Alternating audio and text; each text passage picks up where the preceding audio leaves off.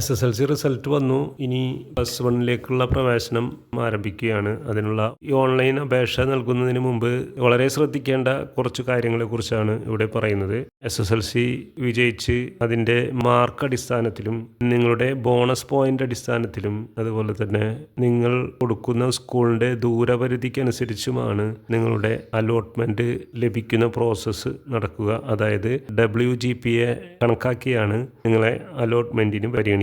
അപ്പോൾ നിങ്ങൾ അപേക്ഷ നൽകുമ്പോൾ സ്കൂളും കോഴ്സും സെലക്ട് ചെയ്യുമ്പോൾ കുറച്ച് കാര്യങ്ങൾ പ്രത്യേകം ശ്രദ്ധിക്കുക. പ്ലസ് വണ്ണിന് അപേക്ഷ സമർപ്പിക്കുന്നതിന് മുമ്പ് നിങ്ങൾ നിങ്ങളുടെ സ്കൂളിൽ നിന്ന് നിങ്ങളുടെ ക്ലബ്ബ് സർട്ടിഫിക്കറ്റുകൾ വാങ്ങുവാൻ ശ്രദ്ധിക്കുക. അതുപോലെ തന്നെ അപേക്ഷ നൽകാൻ ആരംഭിക്കുന്നതിന് മുമ്പ് ഏത് കോഴ്സാണ് എടുക്കാൻ ഉദ്ദേശിക്കുന്നത് എന്ന് നിങ്ങൾ പ്രത്യേകം സെലക്ട് ചെയ്ത് വെക്കുക. നിങ്ങൾക്ക് താല്പര്യമുള്ള കോഴ്സ് തിരഞ്ഞെടുക്കുക. ഇവിടെ പ്രത്യേകം ശ്രദ്ധിക്കേണ്ടത് നിങ്ങളുടെ SSLC ഏത് വിഷയത്തിനാണോ കൂടുതൽ മാർക്ക് എന്നുള്ളത് മനസ്സിലാക്കി അതിനോട് ബന്ധപ്പെട്ട കോഴ്സ് തിരഞ്ഞെടുക്കാൻ ശ്രദ്ധിക്കുക. അങ്ങനെയാണെങ്കിൽ ഈ WGPA കണക്കാക്കുമ്പോൾ കൂടുതൽ സാധ്യത ലഭിക്കുന്നതിന് വേണ്ടിയാണ് ഇങ്ങനെ മാർക്ക് അടിസ്ഥാനത്തിൽ കോഴ്സ് തിരഞ്ഞെടുക്കാൻ ശ്രദ്ധിക്കണം എന്ന് പറയുന്നത്.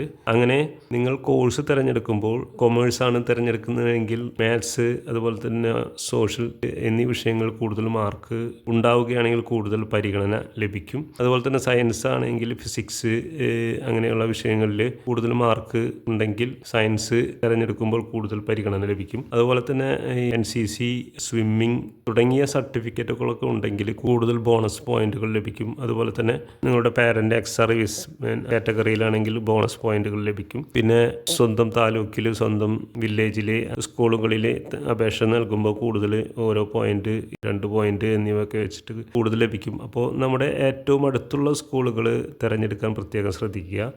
പ്രധാനപ്പെട്ട മറ്റൊരു കാര്യം, തിരഞ്ഞെടുക്കുന്ന കോഴ്സ് വളരെ ശ്രദ്ധയോടെ നമ്മൾ തിരഞ്ഞെടുക്കുക. ചിലർ നിലവിൽ പഠിച്ചുകൊണ്ടിരിക്കുന്ന സ്കൂളിലെ എല്ലാ കോഴ്സുകളും ആദ്യത്തെ ഓപ്ഷനായി നൽകുന്ന ഒരു പ്രവണത കാണാറുണ്ട്. ഇത് എത്രത്തോളം ആ പഠനത്തെ സ്വാധീനിക്കും എന്നത് മനസ്സിലാക്കണം. നമുക്ക് താല്പര്യമുള്ളത് കോഴ്സിനാണെങ്കിൽ ആ കോഴ്സിന് മുൻഗണന നൽകിക്കൊണ്ട് സയൻസ് ഗ്രൂപ്പാണ് എടുക്കുന്നത് അല്ലെങ്കിൽ കൊമേഴ്സ് ഗ്രൂപ്പാണ് അല്ലെങ്കിൽ ഹ്യൂമാനിറ്റീസ് ആണ് എടുക്കുന്നത് എങ്കിൽ ആ കോഴ്സ് നിങ്ങളുടെ പ്രദേശത്തെ ഏതൊക്കെ സ്കൂളുകളിലുണ്ട് ആ സ്കൂളുകളെല്ലാം ആദ്യത്തെ ഓപ്ഷനായിട്ട് നൽകണം. നിങ്ങൾ പഠിച്ചുകൊണ്ടിരിക്കുന്ന സ്കൂളിൽ ആ കോഴ്സ് ഉണ്ടെങ്കിൽ ആദ്യത്തെ ഓപ്ഷനായി നിങ്ങളുടെ സ്കൂൾ നൽകുക. അങ്ങനെ മുൻഗണനാടിസ്ഥാനത്തിൽ കോഴ്സുകൾ സെലക്ട് ചെയ്യാൻ ശ്രദ്ധിക്കുക. ഇനി വളരെ പ്രധാനപ്പെട്ട കാര്യം, എല്ലാവരും പറയും പരമാവധി സ്കൂളുകൾ അലോട്ട്മെന്റിന് കൊടുത്തു കഴിഞ്ഞാൽ ഏതെങ്കിലും സ്കൂളിലൊക്കെ കിട്ടും, ഏതെങ്കിലും കോഴ്സൊക്കെ കിട്ടും എന്നുള്ള ഒരു നിർദ്ദേശം എല്ലാവരും പലപ്പോഴും പറയാറുണ്ട്. പക്ഷേ എൻ്റെ ഒരു അഭിപ്രായത്തിൽ നമുക്ക് പഠിക്കാൻ പറ്റും എന്ന സ്കൂൾ മാത്രം കൊടുക്കുക.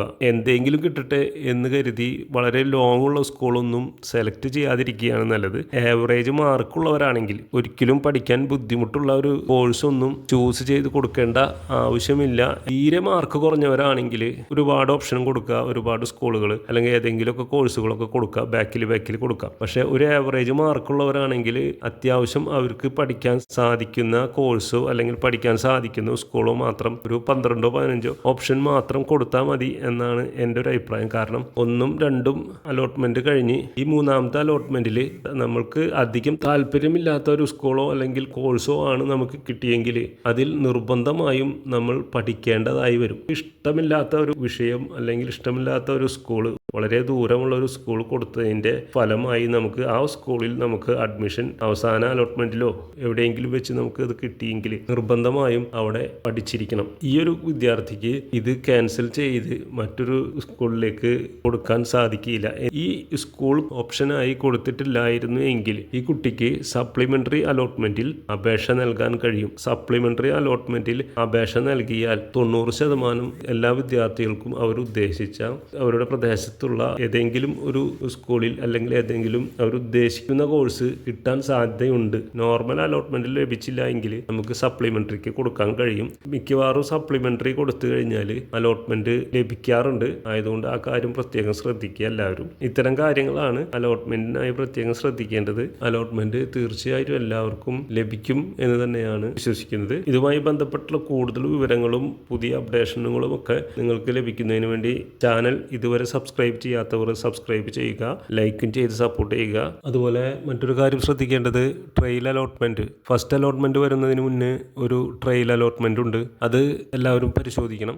അത് ആപ്ലിക്കേഷൻ കഴിഞ്ഞ് അതിൻ്റെ ഒരു ലോഗിൻ ID പാസ്വേഡും നമുക്ക് ലഭിക്കും. ആ ലോഗിൻ ID പാസ്വേഡ് ഉപയോഗിച്ച് ഓപ്പൺ ചെയ്ത് നമ്മുടെ ആപ്ലിക്കേഷൻ എല്ലാം കറക്റ്റ് ആണോ എന്ന് ചെക്ക് ചെയ്യുന്നതിന് വേണ്ടിയാണ് ട്രയൽ അലോട്ട്മെൻറ്റ് വെച്ചിട്ടുള്ളത്. അഥവാ എന്തെങ്കിലും മാറ്റങ്ങൾ വരുത്താൻ ട്രയൽ അലോട്ട്മെൻറ്റിൽ സാധിക്കും. ഇവിടെ പ്രത്യേകം ശ്രദ്ധിക്കേണ്ടത് ട്രയൽ അലോട്ട്മെൻറ്റിന് ലോഗിൻ ചെയ്ത് എന്തെങ്കിലും മാറ്റം കൊടുക്കാൻ വേണ്ടി എഡിറ്റ് ഓപ്ഷൻ കൊടുത്തു കഴിഞ്ഞ് അത് എഡിറ്റ് ചെയ്ത് എന്തെങ്കിലും കോഴ്സുകളോ സ്കൂളുകളോ ചേഞ്ച് ചെയ്യാനോ ഒഴിവാക്കാനോ ഒക്കെ ഉണ്ടെങ്കിൽ അത് ചെയ്ത് സബ്മിറ്റ് ചെയ്യേണ്ടതുണ്ട്. ഇത് പലരും ട്രയൽ അലോട്ട്മെൻറ്റ് ഓപ്പൺ ചെയ്ത് എഡിറ്റ് ഓപ്ഷൻ കൊടുത്ത് സബ്മിറ്റ് ചെയ്യാതെ വെക്കുന്ന ഒരു പ്രവണതയുണ്ട്. നിർബന്ധമായി എല്ലാവരും ട്രയൽ അലോട്ട്മെൻറ്റിന് ഓപ്പൺ ചെയ്തതിന് ശേഷം അത് സബ്മിറ്റ് ചെയ്യാൻ മറക്കാതിരിക്കുക. അതുപോലെ തന്നെ ഫസ്റ്റ് അലോട്ട്മെൻറ്റ് കിട്ടിക്കഴിഞ്ഞാൽ താൽക്കാലികമായിട്ടാണ് സ്കൂളിൽ ചേരുക. നമുക്ക് ഒന്നാമത്തെ ഓപ്ഷനല്ല, കുറച്ച് താഴേക്ക് വന്നിട്ടുള്ള ഓപ്ഷനാണ്. നമുക്ക് താല്പര്യമില്ലാത്തൊരു സ്കൂളും കോഴ്സുമാണ് കിട്ടിയിട്ടുള്ളത് എങ്കിൽ തീർച്ചയായും നമ്മൾ ആ സ്കൂളിൽ താൽക്കാലികമായിട്ടാണ് അഡ്മിഷൻ എടുക്കേണ്ടത്. ഫീസ് കൊടുക്കാതെ താൽക്കാലികമായിട്ട് അഡ്മിഷൻ എടുക്കുക. നെക്സ്റ്റ് അലോട്ട്മെൻറ്റിന് വെയിറ്റ് ചെയ്യുക. 2-3 അലോട്ട്മെൻറ്റ് കഴിഞ്ഞിട്ടും നമുക്ക് കിട്ടുന്നില്ല എങ്കിൽ നിർബന്ധമായിട്ടും ആ സ്കൂളിൽ തന്നെ ഫീസ് കൊടുത്ത് ചേരേണ്ട വരും. അതിനുശേഷം അവസാനം ഏറ്റവും ലാസ്റ്റ് ആണ് ട്രാൻസ്ഫറിനുള്ള ഓപ്ഷൻ ലഭിക്കുക. ഫീസ് കൊടുത്ത് ചേർന്നതിന് ശേഷം മറ്റൊരു സ്കൂളിലേക്ക് ട്രാൻസ്ഫറിനുള്ള ഒരു ടൈം തരും. അത് എല്ലാ അലോട്ട്മെൻറ്റും കഴിഞ്ഞതിന് ശേഷമാണ് തരിക. സപ്ലിമെൻ്ററി അലോട്ട്മെൻറ്റ് കഴിഞ്ഞതിന് ശേഷമാണ് അത് ഉണ്ടാവുക. അതുവരെ നമ്മൾ വെയിറ്റ് ചെയ്യേണ്ടി വരും. ചിലപ്പോൾ ക്ലാസ്സുകളൊക്കെ കുറച്ച് കഴിഞ്ഞിട്ടുണ്ടാവും. സപ്ലിമെൻ്ററി അലോട്ട്മെൻറ്റിനെ കുറിച്ച് എല്ലാവർക്കും അറിയും എന്ന് വിചാരിക്കുന്നു. എങ്കിലും അറിയാത്തവർക്കായിട്ട് പറയാം. നമ്മുടെ ഫസ്റ്റ് 3 അലോട്ട്മെൻറ്റ് നോർമൽ 3 അലോട്ട്മെൻറ്റ് ഉണ്ടായിരിക്കും. ഒന്നും ലഭിച്ചിട്ടില്ല എങ്കിൽ അലോട്ട്മെൻറ്റ് ലഭിച്ചവർ ഓരോ സ്കൂളുകളിലും ഫീസ് കൊടുത്ത് ചേർന്നവരും ഫീസ് കൊടുക്കാതെ ചേർന്നവരൊക്കെ ഉണ്ടാവും. അവസാന അലോട്ട്മെൻറ്റ് ഒരു 3 അലോട്ട്മെൻറ്റ് കഴിഞ്ഞ് കഴിഞ്ഞാൽ അലോട്ട്മെൻറ്റ് കിട്ടിയവർ മുഴുവനും നിർബന്ധമായും ഫീസ് കൊടുത്ത് ചേരേണ്ടതായി വരും. എല്ലാവരും ചേർന്ന് കഴിഞ്ഞ് കഴിഞ്ഞാൽ നമ്മുടെ അലോട്ട്മെൻറ്റ് പ്രോസസ്സ് അവിടെ അവസാനിക്കും. ഇനി കുറേ പേര് സ്കൂളുകളിൽ ചേരാതെ നിൽക്കുന്നവരുണ്ടാവും. വേറെ എന്തെങ്കിലും രീതിയിൽ മാനേജ്മെൻറ്റ് കോട്ടയിലോ അങ്ങനെ പ്രൈവറ്റായിട്ടൊക്കെ അലോട്ട്മെൻറ്റ് കിട്ടിയതിൽ ചേരാതെ മറ്റൊരു രീതിയിൽ ചേർന്ന് പഠിക്കുന്നവരുണ്ടാവും. അപ്പോൾ അങ്ങനെയുള്ള സീറ്റുകളൊക്കെ കാലിയായിട്ട് കിടക്കുന്നുണ്ടാവും. പിന്നെ കുറേ സീറ്റുകൾ അലോട്ട്മെൻറ്റിന് പരിഗണിക്കാതെയൊക്കെ കാലിയായിട്ടുണ്ടാവും. ഒരുവിധം എല്ലാ സ്കൂളിലും ഇങ്ങനെ കുറേ സീറ്റുകൾ കാലിയായിട്ടുണ്ടാവും. ഈ കാലിയായ ഏതൊക്കെ സ്കൂളിൽ എത്ര സീറ്റൊക്കെ ഏതൊക്കെ കോഴ്സിനൊക്കെ കാലിയുണ്ട് എന്നുള്ള ഒരു ലിസ്റ്റ് പ്രസിദ്ധപ്പെടുത്തും. ആ ലിസ്റ്റ് വന്നു കഴിഞ്ഞാൽ ഇതുവരെ അലോട്ട്മെൻറ്റ് ലഭിക്കാത്ത വിദ്യാർത്ഥികൾ ആ ലിസ്റ്റ് നോക്കിയിട്ട് ഏതൊക്കെ സ്കൂളിൽ വേക്കൻസി ഉണ്ട് എന്ന് പരിശോധിച്ച് നമുക്ക് താല്പര്യമുള്ള കോഴ്സ് ഏതാണ് ഉള്ളത്, അവിടെ എത്ര വേക്കൻസി ഉണ്ട് എന്ന് നോക്കിയിട്ട് അതിലേക്ക് രണ്ടാമത് അലോട്ട്മെൻറ്റ് നൽകുക എന്നുള്ള ഒരു പ്രോസസ്സാണ് സപ്ലിമെൻ്ററി അലോട്ട്മെൻറ്റ് അപേക്ഷിക്കുക എന്നുള്ളത്. അതിന് രണ്ടാമത് സപ്ലിമെൻ്ററി അപേക്ഷ കൊടുക്കണം. അത് നിലവിൽ ആ രജിസ്റ്റർ നമ്പർ വെച്ചിട്ട് തന്നെ നമ്മൾ സ്കൂളുകൾ സെലക്ട് ചെയ്ത് കൊടുക്കുകയാണ് ചെയ്യുക.